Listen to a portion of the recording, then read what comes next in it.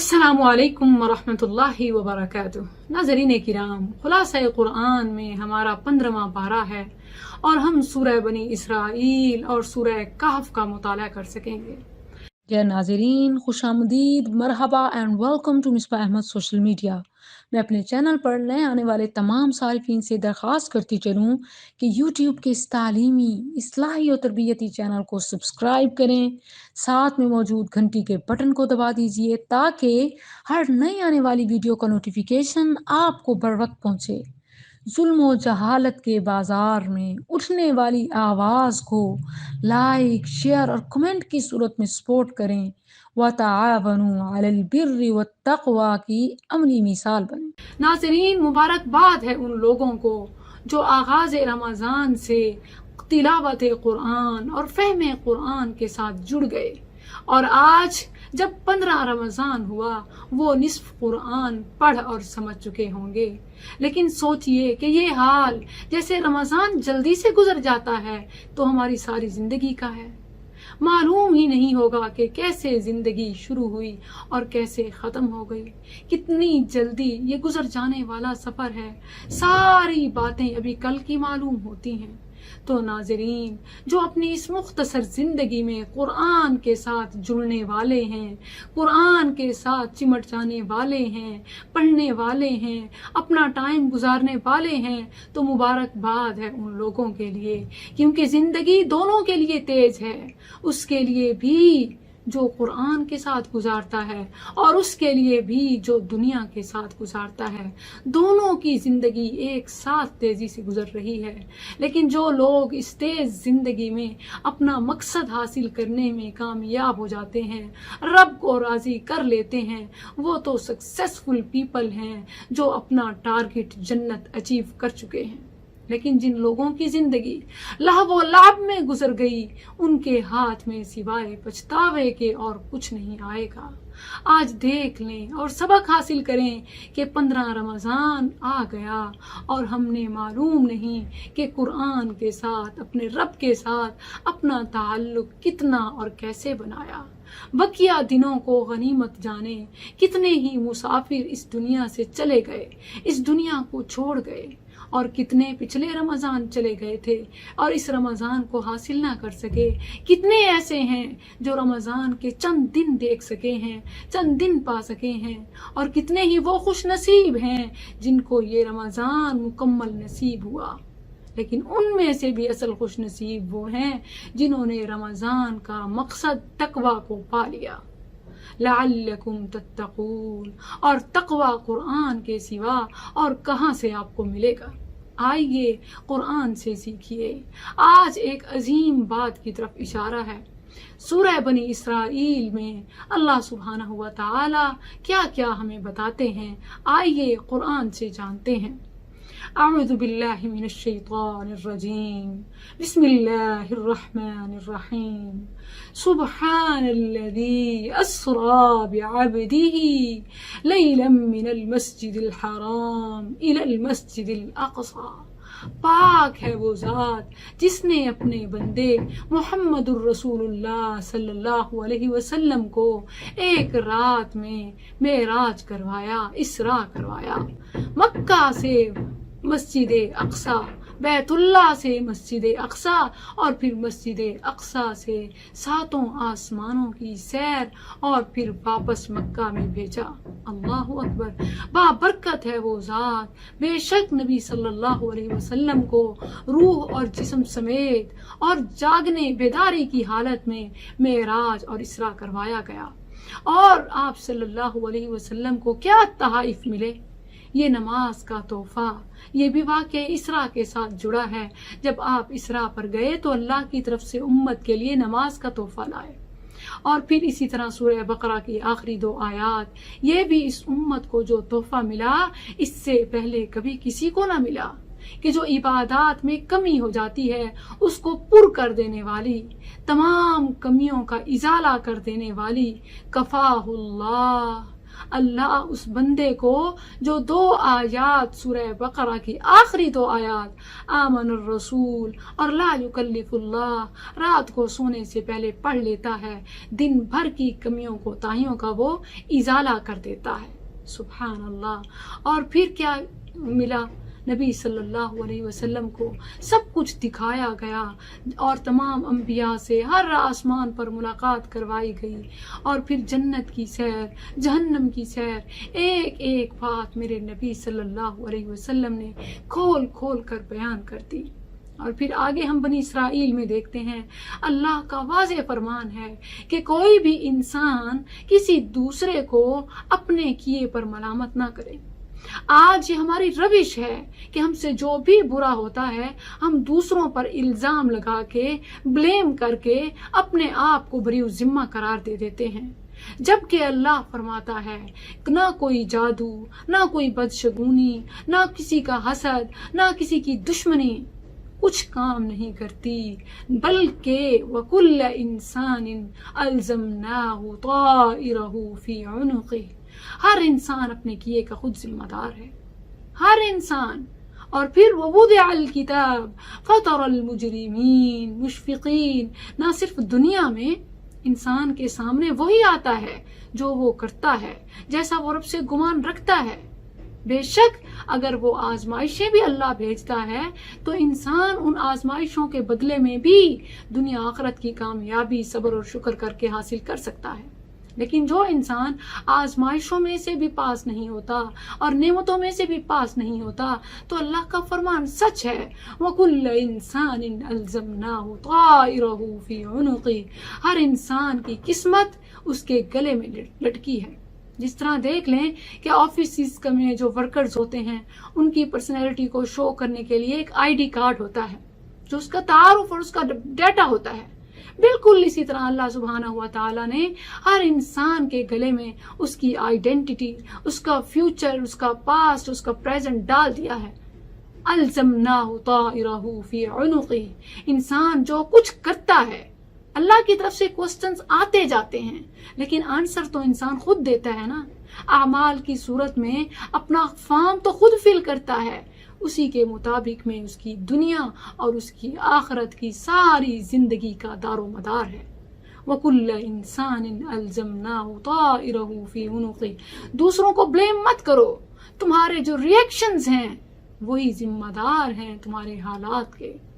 حالات تو اللہ کی طرف سے آتے ہیں، ایکشنز کوسچنز رب کی طرف سے ہیں، ٹاسک تمہیں دیے جاتے ہیں، لیکن تمہارا رد عمل کیا ہے اسی پر تمہاری نہ صرف یہ دینی دنیاوی بلکہ اخروی زندگی کا بھی دار و مدار ہے۔ اور قیامت کے دن انسان دیکھے گا فَتَرَى الْمُجْرِمِينَ مُشْفِقِينَ مِمَّا فِيهِ وَيَقُولُونَ يَا وَيْلَتَنَا مَا لِهَذَا الْكِتَابِ لَا يُغَادِرُ صَغِيرَةً وَلَا كَبِيرَةً إِلَّا أَحْصَاهَا، اللہ کیا ہو گیا، میرے نامہ اعمال نے تو کوئی زیر زبر نہیں چھوڑی، سب کچھ ریٹن ہے، کچھ بھی نہیں میں چھپا سکا۔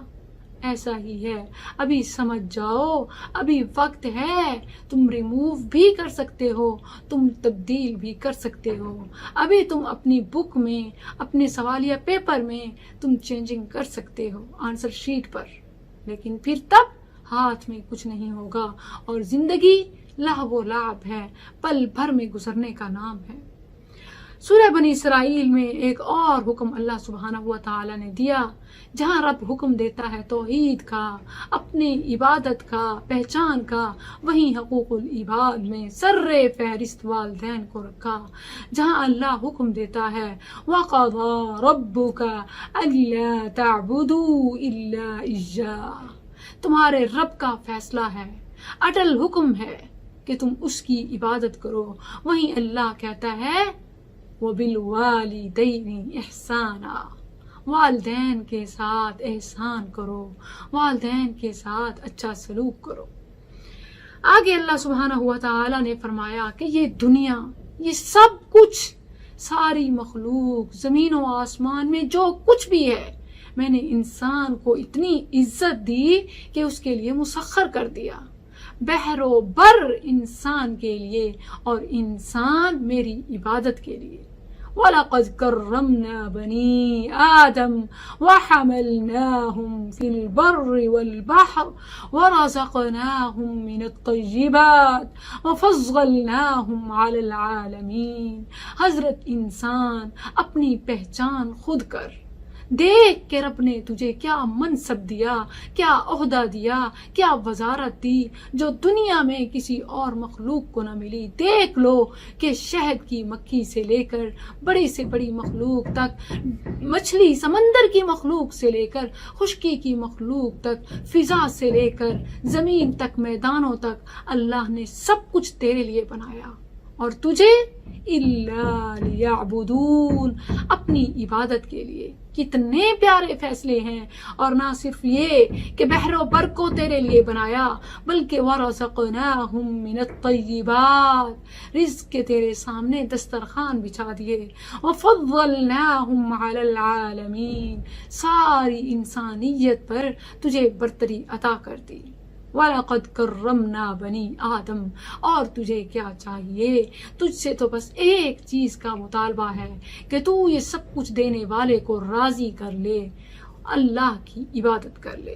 اور پھر قرآن پڑھنا رب کو منانے کا سب سے بہترین ذریعہ ہے، اور 24 گھنٹے میں سے کسی وقت بھی پڑھا جا سکتا ہے، لیکن ہاں ایک افضل وقت آج کے خلاصے میں اللہ بتا رہا ہے، ان قرآن الفجر کان مشہودا۔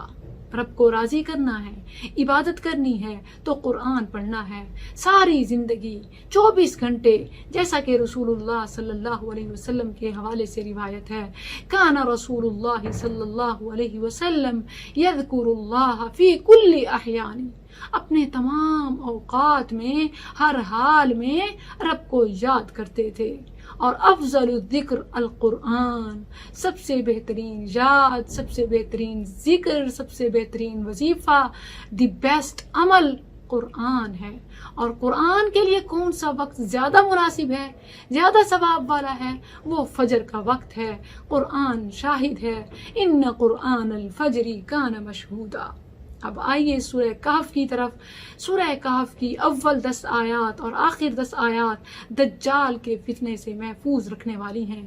یہ تو اس کا فتنہ ہے ایسا کہ انبیاء نے تمام امتوں کو، اپنی اپنی امتوں کو ڈرایا، لیکن دجال کے علاوہ بھی اس سورت کی بہت فضیلت ہے، اور وہ یہ کہ یہ سورت نور ہے، ایک جمعے سے دوسرے جمعے تک۔ نور کا کیا مطلب ہے؟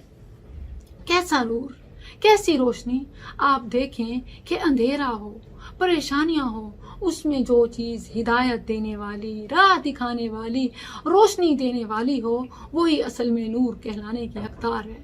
انسان کی زندگی بھی ایک پہیلی ہے، انسان اچھا کرنا چاہتا ہے لیکن کر نہیں پاتا، اس کو گائیڈنس چاہیے، اس کو کوئی طریقہ چاہیے، نور چاہیے، روشنی چاہیے۔ تو جو بندہ اپنی زندگی میں یہ سمجھ نہیں سکتا کہ میں کیا کروں اور کیا نہ کروں، بہت کنفیوژن کا شکار رہتا ہے، اسے چاہیے کہ سورہ کہف جمعے کو پڑھے، تاکہ اگلے جمعے تک اللہ اس سورت کو اس کے لیے نور، گائیڈنس، ہدایت اور برہان بنا دے۔ اور دجال کے فتنے سے تو وہ ویسے اپنے آپ کو محفوظ کر چکا ہے۔ اس صورت میں ایسا کیا ہے؟ سبحان اللہ، بہت ساری مثالیں ہیں۔ اگر آپ مثالوں پر غور کریں تو مثالیں دی گئی ہیں بہت ساری اس سورہ کہف میں، اور واقعات ہیں، احکامات ہیں۔ سبحان اللہ، سورہ کہف کے واقعات میں ایک واقعہ تو وَاضْرِبْ لَهُمْ مَثَلَ الرَّجُلَيْنِ، 2 آدمیوں کا واقعہ ہے، جن میں سے ایک بڑا متکبر اور ایک غریب ہے۔ متکبر جب اپنی انا میں، اپنے غرور میں، اپنی عمارت کے نشے میں، اپنی باغ میں، اپنی دولت میں داخل ہوتا ہے تو بڑا اکڑ کر چل رہا ہوتا ہے۔ غریب بندہ اسے رائے دیتا ہے، وَلَوْلَا إِذْ دَخَلْتَ جَنَّتَكَ قُلْتَ مَا شَاءَ اللَّهُ لَا قُوَّةَ إِلَّا بِاللَّهِ، جب تو اپنے باغ میں داخل ہوا تو تو نے ما شاء اللہ کیوں نہ کہا کہ یہ سب کچھ رب نے عطا کیا۔ وہ اپنے گھمنڈ پر ابلیس کی طرح قائم رہا تو اللہ نے سارا باغ جلا کر خاک کر دیا۔ ہمارے لیے سبق ہے، حکم ہے کہ جب بھی اللہ کی کوئی نعمت دیکھتے ہو اپنے میں یا اپنے مسلمان بھائیوں میں، اس کائنات میں، تو فوراً سے کہنا چاہیے ما شاء اللہ لا قوت الا باللہ، یہ سورہ کہف کا درس ہے۔ اور اسی طرح کہف کا مطلب غار ہے، اس میں اصحاب کہف کا واقعہ ہے کہ جس کو جب ان کے بادشاہ نے، یہ چند نوجوان تھے کہ جب ان کے بادشاہ جس کا نام دقیانوس آتا ہے تفاسیر میں، اس نے حکم دیا کہ شرک کرو، تو یہ لوگ ڈٹ گئے اور جان بچا کر ایک غار میں گھوم گئے، چھپ گئے، اور پھر انہوں نے کہا ربنا رب السماوات والارض لن ندعو من دونه الہا، ہم اپنی جانیں تو دے سکتے ہیں، ہم شرک نہیں کر سکتے۔ اللہ نے ان کا واقعہ قرآن میں نقل کر دیا، ام حسبت ان اصحاب الکہف والرقیم کانوا من آیاتنا عجبا۔ یہ اللہ کی بڑی نشانیوں میں سے ہے کہ اللہ نے کئی سو سال انہیں سلائے رکھا اور پھر نئی زندگی دی۔ سورہ کہف میں یاجوج و ماجوج کا واقعہ ہے، سورہ کہف میں اور بہت سارے واقعات ہیں، ذوالقرنین کا واقعہ ہے، موسیٰ اور خضر کی ملاقات کا واقعہ ہے۔ سبحان اللہ، بہت ساری مثالیں، واقعات اور احکامات ہیں، بس قرآن کو پڑھنے اور سمجھنے کی ضرورت ہے۔ ایک اور آخری سبق جو میں اس قرآن کی سورہ کہف کے حوالے سے آپ کو بتانا چاہوں گی، جو ہمیں سورہ کہف سے ملتا ہے، وہ یہ کہ یہودیوں کا ایک گروہ، ایک وفد نبی صلی اللہ علیہ وسلم کے پاس آیا کہ اگر آپ ہمیں 3 سوالوں کے جواب دے دیں تو ہم آپ کے معترف ہو کر مسلمان ہو جائیں گے۔ وہ کون سی 3 چیزیں تھیں؟ انہوں نے پوچھا کہ روح کیا ہے، وَيَسْأَلُونَكَ عَنِ الرُّوحِ، اور انہوں نے اصحاب الکہف کا واقعہ اور ذوالقرنین کے بارے سے سوال کیے، ذوالقرنین کے حوالے سے۔ نبی صلی اللہ علیہ وسلم نے فرمایا کہ ٹھیک ہے، تم کل آ جانا، میں تفصیل سے بتا دوں گا۔ لیکن آپ صلی اللہ علیہ وسلم انشاءاللہ کہنا بھول گئے اور وحی 15 دن تک نہ اتری، جبرائیل نہ آیا۔ نبی صلی اللہ علیہ وسلم کے پاس جب 15 دن بعد جبرائیل آیا تو یہ سورہ کہف لے کر، ان سوالوں کے جواب لے کر، اور ساتھ ہی اس امت کے لیے ایک سبق لے کر کہ جب بھی کوئی کام کرنا ہو تو یوں نہ کہو کہ میں اسے کل کروں گا، میں ضرور کروں گا، بلکہ یوں کہو کہ لا تقولن لشیء انی فاعل ذلک غدا الا ان یشاء اللہ۔ انشاءاللہ ضرور کہو، کیونکہ جب انسان اپنے اوپر لے لیتا ہے کہ میں کروں گا تو گویا وہ اس کام کا ذمہ اپنے اوپر لیتا ہے اور رب کو شامل نہیں کرتا، تو اللہ اس کام سے اپنی برکت، اپنا نام اٹھا لیتا ہے اور وہ کام پھر پورا نہیں ہوتا، یا پورا ہوتا ہے تو اس برکت سے خالی ہوتا ہے جو انشاءاللہ کے ذریعے انسان اپنے رب کو شامل کر کے، اس کا نام شامل کر کے حاصل کرتا ہے۔ تو جو بھی کام کریں انشاءاللہ مسٹ کہیں، ضرور کہیں، اور پھر جو نعمت دیکھیں اپنے میں، کائنات میں، کسی دوسرے میں، تو ماشاء اللہ لا قوت الا باللہ ضرور پڑھیں، اور پھر والدین کی تابعداری، فرما برداری، احسان، اور پھر قرآن صبح کا پڑھنا، ان قرآن الفجر کان مشہودا، اور ہر جمعہ سورہ کہف کی تلاوت کرنا اور سورہ کہف کی پہلی 10 آیات حفظ کرنا، یہ اس پارے کا خلاصہ ہے جس پر ہم نے عمل کرنا ہے۔ السلام علیکم ورحمۃ اللہ۔